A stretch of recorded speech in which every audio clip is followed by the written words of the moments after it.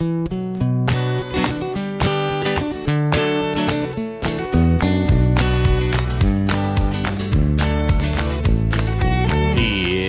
the Underpowered Hour. On this week's show, our NAS Defender 90 prices going back up. China's got another lookalike Defender, and we recap our favorite things from this year. Talk about what we're doing next year. Now, here's the show.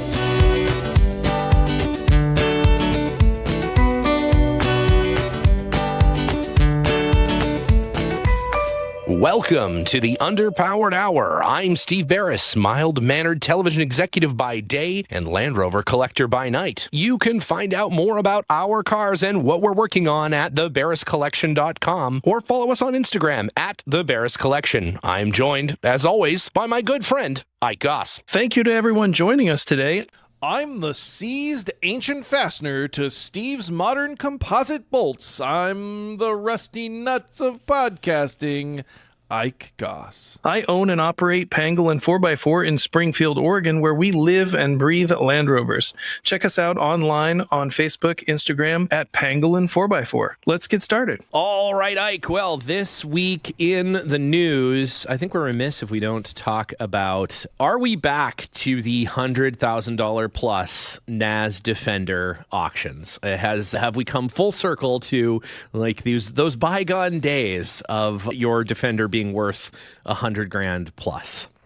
You know, it seems like it's trending in both directions simultaneously. It's true. It really depends on your day. Of course, we're referring to a 1994 Land Rover Defender NAS 90 that just recently sold over there. Our good friends at Bring a Trailer for $118,750 Trump bucks, which is a pretty big deal. I mean, those prices, we've not seen that on especially like a 90 for quite a while. What do you think? What do you think made this one so special? Prices are going up and down at the same time. You know, it seems like true. There's cars that you would think would or should bring more, and then there's other cars that don't. And I think this one is well presented. They have a number of nice photographs of it. It seems like every angle is covered. There's over 200 photos. There's videos. There's videos showing the various equipment on the car working, driving videos. There's a lot. There's a lot there to take in. So, if you're sitting at home and you got a bunch of family here and you're trying to avoid them and you want to follow an auction and buy something, there's a lot to look at there. Yeah, it does seem like, for the most part, the 90 is sort of holding solid in the 60s, right? I think you can easily purchase a nicely preserved Defender 90 from the 94-95 run in the mid-60s, right? Yeah, with the occasional one going, to $120,000. There's, a few have sold for $80,000, $90,000, but it's interesting. I mean, I thought we might have been at the end of the $100,000+ Defender. I thought maybe this would be, to be fair, this year, that is by far the record by no means. Did you know that there was an LS3 powered 1994 Land Rover Defender NAS 90 that went for $170,000 this year? I believe it.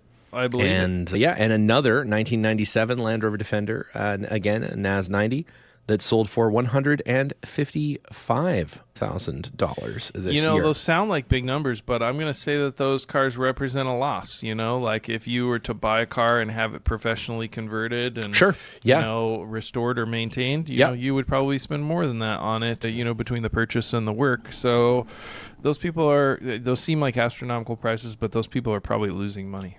And at the same time, the low of a car that actually sold, because there's plenty of cars that bid to an amount but didn't actually sell because they were reserved. There was a no reserve NAS 90 that sold in March for $23,000. Yeah, so, I saw that.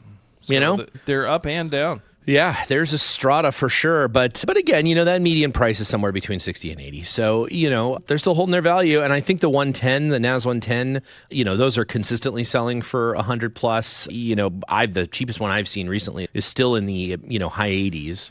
If you follow the NAS Facebook group, there's some lower sales in there. They're tempered by some distressed examples, I think.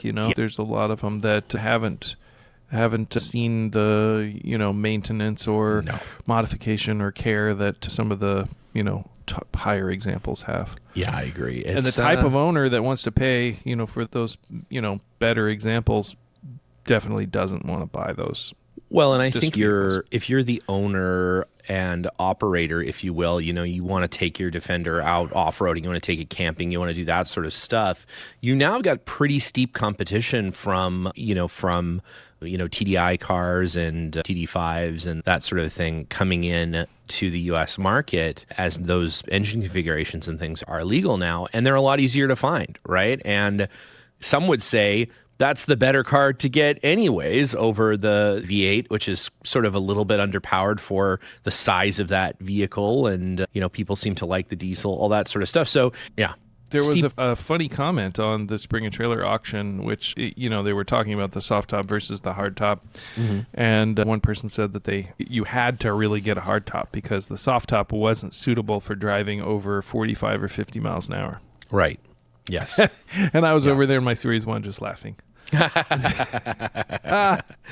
Yeah, it's first of all, the hardtops are flappy and awful. They were an afterthought. The car was never really designed around, especially with the safety devices roll cage on it. But you know what? It's a great, unique car, the NAS 90. It's a very special example of the car. And, I think we're coming into the generation of people that wanted one growing up real bad and obviously couldn't buy it when it was new. And so now they have done very well with their tech startup and they want that car, right? I think it's interesting, the kind of nostalgia that we're into. People aren't buying the 60s Mustangs as much as they're buying these, Japanese imports from the 80s, as they're buying, things like the 90s Defenders, even 90s Glendewagens, very, very popular even over the new ones. People want the two-door kind of military style one almost more than the brand new mall crawlery one. So it's interesting. It's true. That's what sells, and that's why they still make a classic Land Rover Works V8. Yes. I think it all started with this car, that desire for this vehicle and the lack of availability of a V8 short wheelbase car in Europe. Mm-hmm. It's really hard to find those, European market V8 cars from the same period. But the U.S. cars are very distinctive. Yeah. They've got a lot of special features, so I think people are always going to like them. Yeah, there's a Japanese one our good friend Chris Garber was mentioning. There's a Japanese one for sale here in LA somewhere. And I saw that, a blue one. Yeah. Yep. Yeah. I saw that. Cool. It looks good. I'm looking for a blue one for a customer. I've been kind of seeking one out. If one turns up, if anybody knows of one, we'd love to hear about it. Yeah. There's also one on, I think, the Facebook NAS group, and that one's kind of interesting because somebody has highly customized it. They've taken it all apart. They've painted it Argentine silver or something, and they put different wheels on it and some other things, and it's half done, and it's sort of disassembled, and it's a really low mileage NAS Defender, so it has 30,000 or less miles on it. Yeah. And they're trying to get $100,000 for it, but it's just it doesn't, it's kind of ruined. So it's hard to sell a car in pieces, especially when you have to repaint the entire thing. Yeah, they really made their life difficult there. So they're like, oh, we've lost interest, we're trying to get rid of it, et cetera, et cetera. It's a low mileage NAS Defender, but all the things that you would want out of a low mileage car, original interior, not having been original taken paint, apart. Those sorts of things. Piece. In one piece, that's always that's always a plus. Yeah, that's if it drives, that's always good. Yeah, you can, hard to sell a car in pieces. That's the moral of this story. If you're thinking about selling your Land Rover, don't take it apart first. Nobody. As someone who's bought a lot of cars in pieces, just don't. It's just don't. So speaking of cars in pieces, there's yet another Chinese copy of the new Defender. Man, I'll tell you what, the Asian market, China specifically, man, they just love the Defender, but they do not want to buy them from JLR. They would just prefer to make their own. Yeah, I mean, it's hard to argue when, you're talking about a car that costs 3, 4, 5, 6, 8 times as much. You know? So I think for those buyers, they're looking for something that's inexpensive, and culturally they have kind of a long history of reverse engineering, various Western products and making their own version, for better or for worse. And of course, we're talking about the BAIC. You think you pronounce that? Or that's it's an acronym. Yeah, that's an acronym. Maybe. The Bake, Stone 01. Stone I'm waiting 01. for the Stone 02. The Stone 02? Yeah, I'm going to wait for the upgraded version. Now, what are some features of the Stone that are particularly Land Rover-y? Well, the entire back of the car, both sides of the car, okay. All right. the hood of the car, okay, all right. the side vents on the car, the rear view side mirrors, a good portion of the interior. It's actually... the roof? What about the roof? Exactly the same. Exactly the same. Okay. It may actually, the roof, the only difference is it has what looks like a small, like taxi cab kind of a placard thing in the middle of it. Not sure what that is. Maybe it's radar. We don't know. Really, the only difference, and that's probably a shorter list, is that the grille area and headlights are different from a Defender in the way that you bike. This could be a body kit for the Defender, and I would totally believe that because everything else is so similar. But I will say this car does not feature a signature panel. Oh, how do you feel about that? I don't mind it. I like it. You don't mind it? I like it quite a bit. I think, another proof now positive. That's an option on a 110, isn't it now? You can I get believe it you can option it across. You can option it out. It comes standard, but you can option it off now. You pay extra to get rid of it. That's right. Yes. Just like Jerry McGovern himself, you pay extra to get rid of him. And sometimes shows up anyways. He's back. Just comes to work. Keeps coming to work. This is the second time he's returned to Land Rover. The first time he worked on the Freelander, and then he was gone for a while at Lincoln, maybe. Something like that. And then he came back to Land Rover, and then supposedly they got rid of him, and now he's back again. Yep. You can never kill him. No, you can't. He's like the Clap. He's the Terminator. He's the Terminator. Yeah, he's just coming back. But you know what? God love him because he is a distinctive individual, and he's created a distinctive product that he should consider a career in the Chinese car market because man, his design style seems to be very popular there. So this Stone, Defender copy, it's a plug-in hybrid. It has a 150 horsepower engine, and it has front and rear motors. Yep, as you do. So it's technologically interesting because Land Rover hasn't even come out with their own version of that yet. Not at all, no. And it's interesting that it is a hybrid too because it does sort of, I think, it's funny, and we didn't talk about it, but this week the Ford Motor Company officially killed the Lightning Ford F-150 truck. Yeah, I saw that. So, no more Ford F-150 Lightnings. They have decided. Be a collector's item. It will. I am never selling mine. I love mine so much. It's a great car. It is a great car. I've already been offered by the dealer an opportunity to trade it in on the hybrid version of the F-150 that's currently out, which gets 650 miles to a 30-gallon tank of gasoline, which is kind of absurd. But Ford has announced, along with the dismissal of the Lightning, that they will be making 1,000-mile hybrid F-150 to replace the Lightning that will be a mix of their current EcoBoost 6-cylinder engine and a lot of the hybrid drivetrain from the current F-150 Lightning, including some of the in-axle motor technology that they developed for the car and paired with the EcoBoost engine and the electric transmission, like the electric hybrid transmission. So sounds really cool. 1,000 miles. That's pretty crazy. Yeah, that reminds me of the other Defender copycat, the Yangwang. Oh, yeah, of course. Yeah. It has some pretty impressive numbers, like 1,000 horsepower, 1,000 mile range, 1,000. Everything's 1,000. Yeah, everything's 1,000. The U8, I think it was called. Yeah. How do you think the Stone 1 stacks up to the Yangwang? I don't think you can beat the Yangwang. I mean, you can try to beat the Yangwang, but it's pretty hard to beat, generally speaking. I think this Stone is obviously, it's a harder car because it's named Stone. Sure. But I think the Yangwang, honestly, all joking aside, it has some really interesting design features that are a little unique. It's like it's got the amphibious It can mode. float, but only for 30 minutes. That's more than most. Yeah, it's more than most. And that's a good question. Does the Stone, I can't imagine the Stone floats. Ironic. Now, we need to do a shootout with the Yangwang, the Yes. Stone, And the land wind. And the land wind, yes. We definitely need to shoot out the Yangwang. Let's do that. Let's call, who do we call? Like the Ministry of Cars in China? I don't know who we'll get a hold of them and we'll say, listen, we would like to come over and we would like to do a shootout of 3 of your most Defender-y cars. And just we can drive them up those steps that they're always driving up over there. Oh yeah, Ancient I'm gonna steps. put one. I'm gonna put one Ancient right Chinese through. steps.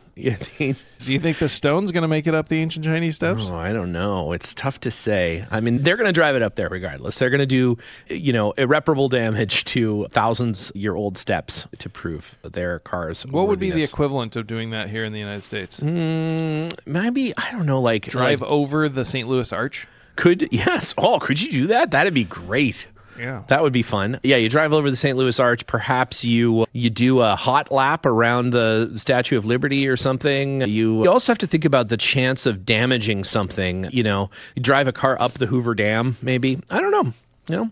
There was that one time that they winched that Defender up that dam. Let's get a hold of Jeremy Hart and figure out what the stunt That's exactly is right. I need to give Jeremy a call back anyways, so I'll put that on my list. Yeah. It's going on the list. Tell him that's what we're going to do. Chinese shootout, American monuments. Oh, it'd be amazing. We're going to take Chinese cars and just smash them into your favorite. We're going to drive over the Mount Rushmore. It's going to be great. Just right across Lincoln's forehead. Oh, it's going to be fantastic. It's very difficult. The Lincoln's forehead is right behind the Rubicon Trail for difficulty. So it's tall. It's tall. Yeah, it's tall. He's a big guy. Tall. Yeah, and he's got the bouffant sort of up top there. It's difficult terrain to navigate. So what else is happening this holiday season? We're getting ready for the big break here. We're gonna head out to Palm Springs. We're gonna take it easy for a week and then head up to Mammoth to do some skiing. Mm-hmm. And we're looking forward to that. What about you guys? You doing a big winter trip or I'm doing a winter trip to the workshop? Working in the shop. Yeah. Working in the shop. Linus is going on a trip without me. So he's going to the desert. He's got his dormobile all fixed up. He's heading out today or tomorrow, and he's going to be on his way. But is it okay to let Linus go on his own? We'll find out. Wow. Wow. The court order has elapsed, so... Yeah, right. The bonding resolution. That's interesting. Oh, well, good for him. Hopefully he and Maddie don't die in the desert, eaten by wild burros or something. If they do, it's what they loved. It's true. They died doing what they loved. Harassing wild burros. So that's good. Yeah. This is the time of year where a lot of people reflect on what the year has brought them and what they're looking forward to in the new year. How about you? What did you do this year? Boy, did we have a year. We actually got to do some pretty fun stuff this year. Of course, I think the highlight for me this year was heading over to the UK, of which I do several times a year, but this time for the largest gathering of Camel Trophy vehicles and Camel Trophy aficionados that maybe the world has seen since a Camel Trophy event, quite frankly. And I think there were more Camel Trophy vehicles at this event than on the Camel Trophy. I think that's true. I think that's totally any true. given year, anyway. Yeah, and just as many Bob Ives. So there's at least 3 Ives there. There's 3 Iveses there. Yeah. In fact, we had Save Mrs. Ives. We had the whole clan there, so it was great. It's quite a bit. Yep. Quite a bit. Yep. So that was your favorite thing that you did this year, Land Rover related? I think so. I think it was my favorite thing. We had it's pretty hard to top that. That's kind of a once in a decade sort of event. I mean, maybe looking forward to the next Anarch big Greek Peak meetup. That's probably the next time that we'll have that kind of. Yeah, it's still a few years away. Yeah. And we've also got the Australian, 80th something like coming that. up. Yeah, that's coming up here pretty soon. They've been talking about what they're going to do. It sounds big. But there's a rift. There's a schism, I'm told. There's a schism. And so we'll have to do a topic, or we'll have to do a show about this. But apparently there's 2 groups of competing Australian enthusiasts that are going to run competing 80th anniversary events. Oh, my God. The drama. My God. And Mike Bishop is going to be at one and Alex Massey is going to be at the other. It's a rift. The gap is widened. Those 2 guys love each other. That's true. They are the best. I don't know. That's interesting because, I lament not being able to go to Kuma. It's one of my life's greatest regrets. Well, it's going to happen. You can go again. We've been twice now, and we invited you. You were invited. I know. No, I'm always invited. I need to make that very clear. But I just can't ever go anywhere, mostly because my company is always being purchased by another company. How many rebrands has your company experienced? I've forgotten at this point. No, we're regressing now. So we went full Max. Now we're HBO Max again. I think we'll probably go to HBO Now and then HBO Go and then just HBO. That's the plan. Okay. Yeah. So we're going backwards now. So going back, we'll get to it. Just full retrograde bell curve. That's what the people like. They love the nostalgia. Nostalgia. Remember 6 months ago when we were called something different? Yeah, that's exactly right. We're just trying to capture that nostalgia. So, well, yeah, best of How luck, about you? What was your big accomplishment this year? It was a big year for you. You did a lot of traveling. We did the Africa trip. That was in the spring. So that was great. Loved it there. Thanks to everybody that hosted us there. Almost got robbed and killed a couple times, but made it out clean. We followed that up with Mendo. Went to Mendo. That was great. Good Land Rover event. Mm-hmm. Then let's see what was after that. We did a Camel UK with you. Mm-hmm. And super fun. Obviously, you got Rebel season. Yes. Big Rebel event. Which starts in January and ends in December. So went to the PCRC All British Field. We did a lot of events. There was a lot of events this year. You really did. I'm really proud of you. You know? Yeah.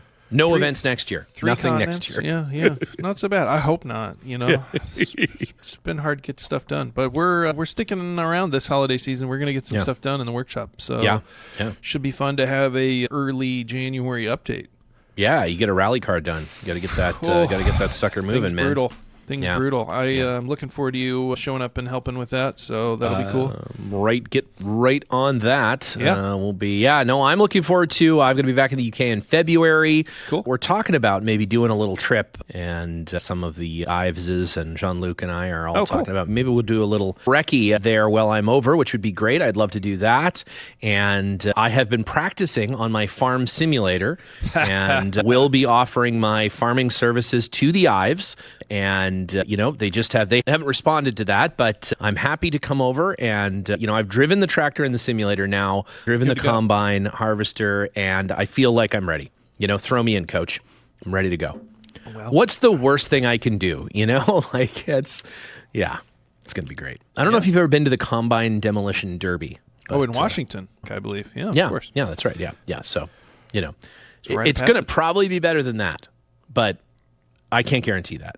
But in this, I rarely crash into anything. I'm picturing you crashing it into the barn, just trying to get it out of the barn. Well, I need a keyboard and mouse hooked up to it to control it. I don't know how to do it without the keyboard. Do you need a little rollerball? Yeah, I'll get the rollerball. Yeah, I need to dingle the rollerball in order to drive the combine. So, it's not true. Actually, I have been constructing a full tractor simulator. I have the steering wheel. I have the joystick that the tractors all have in them. I have the button panel down the one side. It's actually You're killing me. It's great. It's fantastic. I've been cobbling it together. It's pretty fun. I'll be impressed if they let you in the combine. I'll tell you that. Yeah. Well, I've sat in the combine with Dan, but was told to sit very still and not touch anything. Anything. Which is that's a good call. It's good advice for you. Yeah. But I'm willing to do any combine driving that is necessary. That's open to any listeners. If anyone has a combine that they would like me to drive for them, no problem. I'm gonna send you to the farm, Indiana. Yep. I'm hoping to do some farming next year. And I've got, as you know, projects on top of projects on top of projects here. So hoping You're whittling them down, though. I'm whittling them down. I'm getting some stuff moved around. I am getting some stuff fixed up. The Defender has its brand new Ashcroft rear differential in it with help from our very good friends at Lucky 8. Did a great job of getting me everything that I needed to get that thing together so that it could go to SEMA. So that car is now, it's ready to rally again. So, we might need to find maybe you and I should find a little rally to do, Boy, howdy. Yeah. I don't know how to navigate or drive, so... It'll be great. Yeah, it's going to be fine. It's going to be fine. How much different from a combine could it be? It's the same. Yeah, it's the same. It's the same. But yeah, hoping to get some of that stuff done. And then, of course, we're now in Dakar prep for the rest of our natural lives. So man. Well, great. I'm looking forward to seeing you in the new year. Have a good trip. And you as well have a merry of all of the holidays and a joyous of all the seasons. And good luck out there. Good luck in the shop. Hopefully it's nice and warm and toasty. And at least you can visit the horse over the holidays. So you'll have that. Great. Yeah. It's It'll be good. All right, buddy. We will see you post-Christmas, and have a happy holiday and a joyous new year. See you on the trail.